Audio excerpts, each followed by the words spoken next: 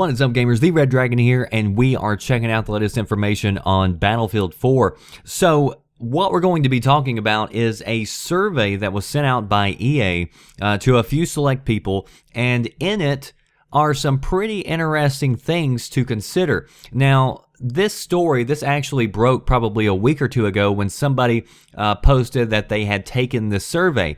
But at the time, that person did not have images. They didn't have any proof that they actually took a survey, so it was just going off their word. But now, some images have surfaced that show the contents of the survey. And also, news agencies are reporting that EA has confirmed to them that the survey is indeed real. But one thing to note before we get into the contents of it is that it's just a survey. It doesn't mean that these things are happening. It doesn't mean that this is coming. But it's definitely worth talking about because this means this stuff is definitely on the table and they're wanting to get players' reactions to, the contents of the game. So just kind of keep that in the back of your mind. Just because we talk about this stuff does not mean that it is indeed in the game. It's just a survey, but it definitely means that they're looking at it, all right? So let's get in here. Let's look at the first statement that was made in the survey. It says, how likely would you be able to purchase Battlefield 4 if you were able to migrate your current status from Battlefield 3? This would mean that you would have all your weapons unlocked whenever you start off the game. Me personally, I'm going to be getting Battlefield 4 regardless of what's in this survey. But if it were up to me, that would not be a selling point. If I could migrate my Battlefield 3 weapons, for me personally, I would prefer probably to start out from scratch and unlock all the things. I just like working and unlocking stuff. I like building my character up. And if I was just able to transfer that over, it kind of feel like I was missing part of the game, which for me, a lot of the Battlefield games, part of the fun is unlocking stuff and working your way through the game. So for me personally, that wouldn't make a selling point, but post your comments below. Would that make a selling point for you? Would you like to be able to have all your weapons from the very start of the game? The survey also has a few little paragraphs that are basically just a promotion, but it indeed has some information in it. It says you've claimed air superiority, you've taken control of tanks. Now it is time to extend the battlefield past the shoreline, and it talks about water-based combat, pilot attack boats, water jet skis on stormy oceans, so all that pretty cool. It also talks about the battlefield being more dynamic. It says blow the foundations of a dam and flood the area of combat, bump into a vehicle and its alarm will give away your position, cut the power to a building, and envelop the enemy in a cloak of darkness. Your actions physically change the battlefield in real time, providing interactive game environments that react to your every move. If that last paragraph is for multiplayer, that would be awesome. If they have some game mode where you and a squad mate could go do certain things to help out the overall team, like take out the power to some building somewhere, or go plant C4 on a dam and be able to explode it so it floods the area where the enemy is, that would be awesome. Now, but this could very well just be talking about the single-player campaign, so don't get your hopes up too high. But either way, more dynamic destruction, that is certainly welcome. If I run over a guardrail with a tank, I shouldn't be stopped. Like, that bugs the hell out of me about Battlefield 3. So I just hope Battlefield 4 is a little bit easier with the destruction, or a little bit better, I guess I should say. It also mentions more maps, more vehicles, more weapons, and more classes, and also more destruction, which we just talked a little bit about. It also mentions unlocking battle packs as a reward for all your hard work and combat. Possible rewards include bonus XP boosts, knives, weapon attachments, customization options like soldier camos, weapon paints, dog tags.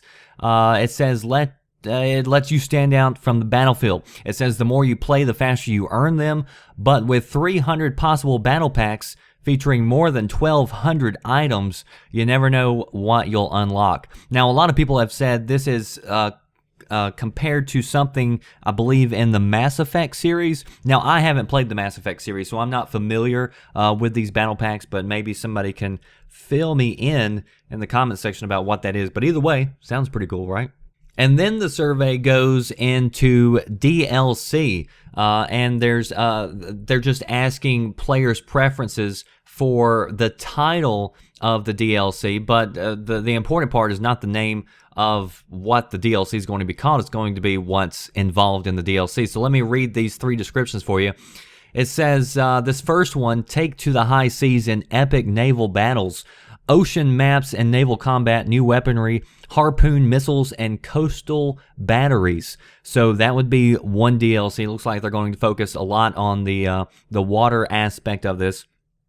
Now, I've never been really one to get out in the water too much in Battlefield games. There was an older Battlefield, it might have been Battlefield 2, I'm sorry if I'm wrong, but there was one where you could get on the aircraft carrier, and one of the aircraft carriers actually had a huge cannon that you could fire onto the mainland. Now, I mean, you're a long ways away from land, so it's just kind of random, but if you were working together with somebody, you know, you could go ahead and figure out where that shell is landing. So something like that would be cool to be able to control the ships again in the latest Battlefield 4. The next DLC description says, lay waste to your enemies with cutting-edge experimental vehicles and weaponry, new prototype weapons, both handheld and stationary, unique combinations of open-field vehicle warfare, and tight indoor combat. And then the last description, at least posted here, it says, get up close and personal with your enemies with a barrage of new melee weapons and maps designed for hand-to-hand combat.